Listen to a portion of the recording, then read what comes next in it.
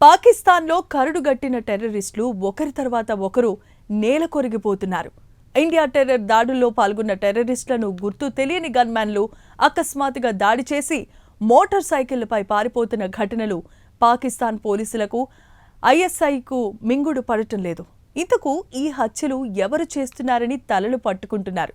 పరోక్షంగా ఇండియాపై అనుమానాలను వ్యక్తం చేస్తున్నారు. ఇక తాజాగా లష్కర్-ఏ-తోయిబాకు చెందిన కీలక సభ్యుడు రిజ్వాన్ హనీఫ్ మాత్రం ఇండియాకు చెందిన ఏజెంట్లు పాకిస్తాన్లో సుమారు 30 కంటే ఎక్కువ మంది టెర్రరిస్టులను లేపేశారని చావు కబురు చల్లగా చెప్పాడు.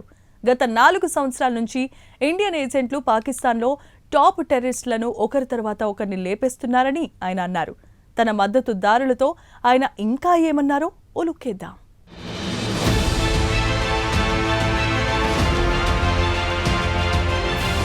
పాకిస్తాన్కు చెందిన టెర్రరిస్టులు ఇండియాలో ఎంత విధ్వంసం సృష్టించాలో అంతా సృష్టించారు. ముంబై టెర్రర్ దాడుల నుంచి గతేడాది పెహల్గాంలో 26 మంది హిందువుల ఊచకోత వరకు దారుణమైన మారణకాండ సృష్టించారు. పెహల్గాం టెర్రర్ దాడులకు ప్రతీకారంగా ప్రధానమంత్రి ఆపరేషన్ సింధూర్ పేరుతో పాకిస్తాన్కు గట్టి గుణపాఠం చెప్పారు. అయితే గతంలో లష్కర్-ఏ-తోయిబాకు చెందిన కరుడుగట్టిన టెర్రరిస్టులు ప్రస్తుతం వయసు పైబడి పాకిస్తాన్లో చోటామోటా వ్యాపారాలు చేసుకుంటున్నారు. అలాంటి వారిని ఏరికోరి లేపేస్తోంది ఇండియాకు చెందిన ఇంటెలిజెన్స్ ఏజెన్సీ రా. అయితే పాకిస్తాన్కు చెందిన సుమారు 30 మంది టాప్ టెర్రరిస్టులని గత 4 సంవత్సరాల నుంచి ఇండియా లేపేసింది. ఒకరి తర్వాత ఒకరు నేలకొరగడంతో పాకిస్తాన్ టెర్రరిస్టులతో పాటు పాకిస్తాన్కు చెందిన ఐఎస్ఐ కూడా షాక్కి గురవుతోంది. ఇక చంపాలనుకున్న టెర్రరిస్టులను అతి సమీపం నుంచి కాల్చి చంపి బైక్పై వాయు వేగంతో పారిపోతున్న ఘటనలు పాకిస్తాన్లో కోకొల్లలు జరిగాయి. అయితే పాకిస్తాన్ మాత్రం ఈ హత్యల వెనుక ఇండియా హస్తం ఉందని ఆరోపిస్తోంది. అయితే దానికి తగిన సాక్ష్యాలు చూపించలేకపోయింది. లష్కర్-ఏ-తోయిబా చీఫ్ హఫీజ్ సయ్యద్ని కూడా టార్గెట్ చేశారు. కానీ త్రుటిలో తప్పించుకున్నారు. పక్కా ప్లానింగ్ అయితే జరిగింది, కానీ చివరి నిమిషంలో చిన్న పొరపాటు వల్ల అనుకున్న టార్గెట్ పూర్తి కాలేదు. అప్పటి నుంచి హఫీజ్ సయ్యద్కు భద్రత పెంచడంతో పాటు ఆయన బహిరంగంగా ఎక్కడా తిరగడం లేదు.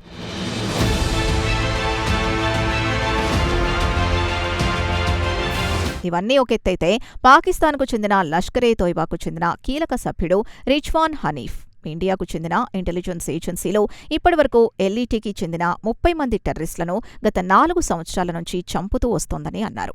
దీంతో లష్కర్ కూడా అత్యంత కీలకమైన సభ్యుల్ని కోల్పోయామని అంగీకరించినట్లయింది. కాగా రిజ్వాన్ హనీఫ్ మే నెలలో చేసిన ప్రసంగాలు ప్రస్తుతం సోషల్ మీడియాలో తెగ వైరల్ అయింది. తన మద్దతుదారులతో హనీఫ్ మాట్లాడుతూ పాకిస్తాన్లోని పలు నగరాలు పెషావర్, కరాచీ, రావల్పిండి, ముజఫరాబాద్, రావల్కోట్లలో ఎల్ఈటీకి చెందిన తమ కీలక సభ్యుల్ని ఇండియన్ ఇంటెలిజెన్స్ ఏజెన్సీ లేపేసిందని అంగీకరించారు.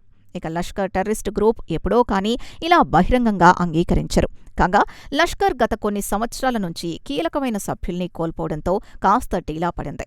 పాకిస్తాన్లో వరుసగా ఒకరి తర్వాత ఒకరు టాప్ మోస్ట్ టెర్రరిస్టులు ప్రాణాలు కోల్పోవడంతో పాక్ ప్రభుత్వం షాక్కి గురైంది. తమ భూభాగంలోకి అక్రమంగా ప్రవేశించి తమ పౌరుల్ని చంపుతోందని ఇండియాపై పాక్ ఆరోపణలు గుప్పిస్తోంది. కాగా న్యూఢిల్లీ ఈ ఆరోపణల్ని తోసిపుచ్చింది.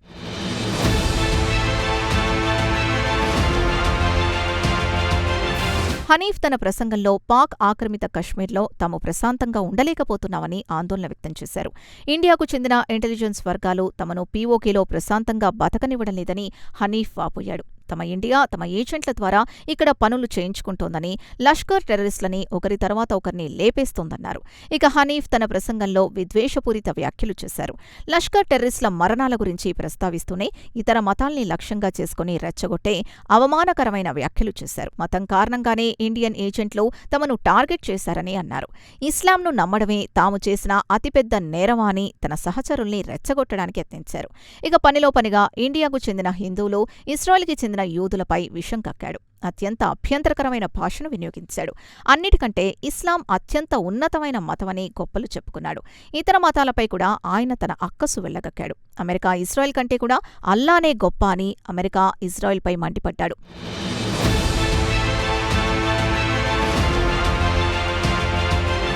అయితే ఇటీవలి సంవత్సరాల్లో పాకిస్తాన్లో ఇండియన్ ఏజెంట్లు పలువురు పేరుమోసిన టెర్రరిస్టులని చంపారు. వారిలో కొందరి పేర్లను చూద్దాం. Razaullah Nizamani alias Abu Saifullah Khalid, senior Lashkar e Taiba commander. అతన్ని ఇండియన్ ఏజెంట్లు సింధులోని బాడిన్ ఏరియాలో కాల్చి చంపారు.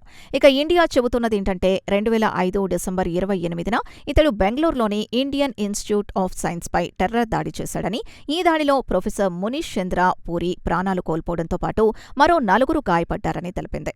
ఎల్ఈటీ మిలిటెంట్లు పూరితో పాటు ఇతరులపై కాల్పులు జరిపారు. బెంగళూరులో టెర్రర్ దాడి జరగడం అదే మొట్టమొదటిసారి. ఆ తర్వాత 2006లో నాగ్పూర్లోని ఆర్ఎస్ఎస్ ప్రధాన కార్యాలయంపై దాడి జరిగింది. ఆ తర్వాత 2008లో రాంపూర్ సీఆర్పీఎఫ్ క్యాంపులో అబుసైఫుల్లా ఖాలిద్ దాడి చేశాడు. ఇక మరో టెర్రరిస్ట్ హంసా బుర్హాన్ అలియాస్ అర్జుమన్ గుల్జార్ తార్. ఇతడు అల్ బదర్ కమాండర్ పాకిస్తాన్ ఆక్రమిత కశ్మీర్లో చంపేశారు. ఇండియన్ అధికారులు వాదనేంటంటే ఇతడు 2019లో జరిగిన పుల్వామా టెర్రర్ దాడుల్లో కీలక పాత్ర పోషించాడని, టెర్రరిస్టులకు రవాణా సౌకర్యం కల్పించాడని చెబుతున్నారు.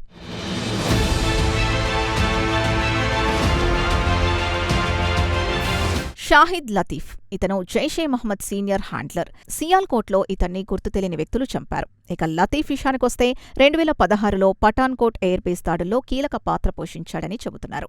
ఇక మరో టెర్రరిస్ట్ పరంజిత్ సింగ్ పంజ్వార్. ఇతడు ఖలిస్తాన్ కమాండ్ ఫోర్స్ చీఫ్గా పనిచేస్తున్నాడు. ఇండియా నుంచి ఇతడు పాకిస్తాన్కి పారిపోయాడు. అతన్ని లాహోర్లో చంపేశారు.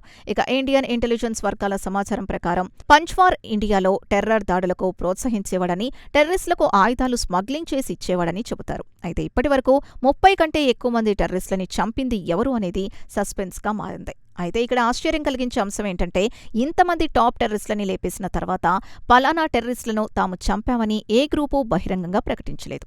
అయితే పాకిస్తాన్ అధికారులు మాత్రం ఈ దాడుల వెనుక ఇండియా హస్తం ఉందని ఆరోపిస్తోంది.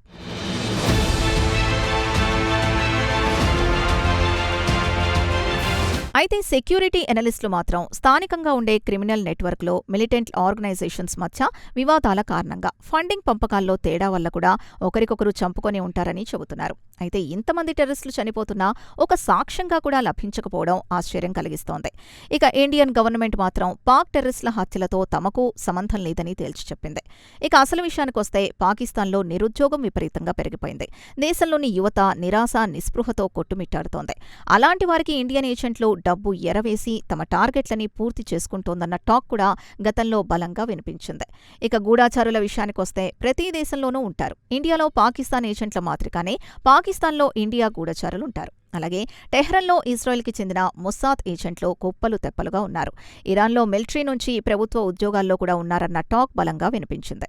అందుకే Iran supreme leader Ayatollah Ali Khamenei ఎవరిని నమ్మాలో ఎవరిని నమ్మద్దో ఆందోళన చెందేవారట. కాబట్టి పాకిస్తాన్లోని ఇండియన్ ఏజెంట్లు అక్కడి యువతకు డబ్బు ఎరవేసి దర్జాగా తమ పని కానిచ్చేశారన్న వార్తలు గతంలో బలంగా వినిపించాయి.